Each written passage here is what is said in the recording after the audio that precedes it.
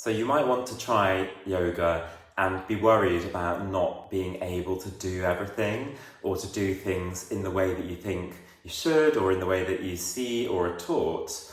And you might have disabilities, you might have mobility issues, you might have any range of things that might make it more difficult for you to take part. And I want to be really upfront about this. The yoga world doesn't always do very well at being inclusive and adapting practices to fit people, and that's what we really need to be doing as teachers, because if you do find certain things more difficult, that isn't because you're somehow wrong or bad, it's because the practice isn't working for you, and it's the job of teachers like me to make things more accessible. So you might want to look for some specific classes related to the kind of issues you might be experiencing. So, for example, a chair-based practice can be really good if you're not wanting to go up and down a lot. Perhaps your energy levels might be low.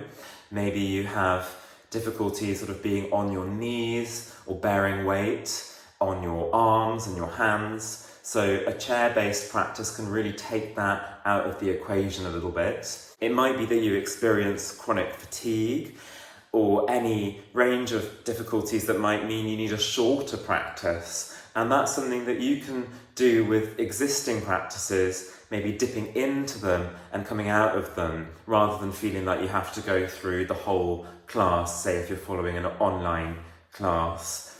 And then there are also other ways that postures can be adapted, some general ways that might be able to be fitted into a whole range of classes that you can use yourself. And maybe the teacher, you say you're watching a video, doesn't cue them every time, but it can be good for you to know that's what you need and to make those adjustments for yourself. So as you can see, there are different ways of approaching this, looking for really tailored classes for specific things, or taking a practice that's quite generic and trying to make it your own and make it work for you.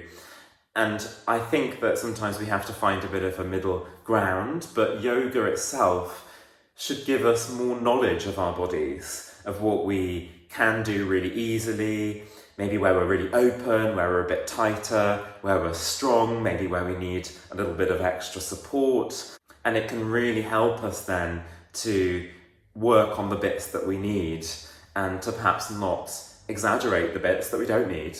So some ideas of how to adapt your practice. I've mentioned chair-based practice. So you would, for example, be on a chair and taking some of the postures just from this seated position.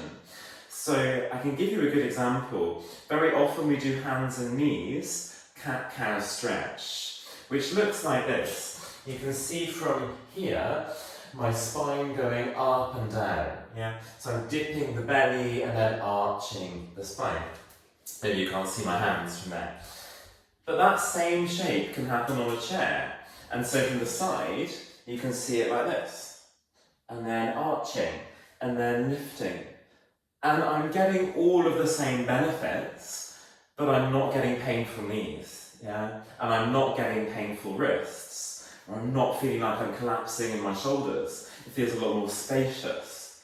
So there are lots of ways to adapt postures. Similarly, I could find it pretty difficult to stand up for a long time, and I could take a posture on the chair like Warrior 2, where I'm pushing away. It's actually harder on the chair. Pushing away through the outside foot and bending the front leg. And then my arms come out. You might know this one, you might have seen it. And I'm getting the same benefit for opening my hips. You know, the inside of my thighs are really opening out, but I'm not having to hold that against gravity so much as I would if I was here. Yeah, and this is much more difficult in some ways, and in other ways actually easier. So it's never a weakness to adapt the practice. It is an advanced practice to take a variation, even if it looks like it's less hard work. Yeah. Yoga is not measured on how it looks. It is hard to measure because it's about connection and how you experience the shape. So it's never a failure to adapt things for you. Other common things can be knee injuries, like I said, so having a cushion to hand and then just whipping it underneath your knees as and when you might need it. There are other issues that can sometimes crop up, like, for example, I get quite dizzy when I go down and up in altitude, like I'm head down, then head up, head down, head up. I have to really slow that down for myself because I know that I'll get dizzy. And so that's something that I'm doing rather than a particular class that focuses on that. But some classes do have specific focuses and it's worth exploring. If you find something you resonate with that really works for you, then listen to that and go with that. So hopefully that's helpful. Always ask teachers if you're going to a face-to-face class or taking a recorded class or an online class.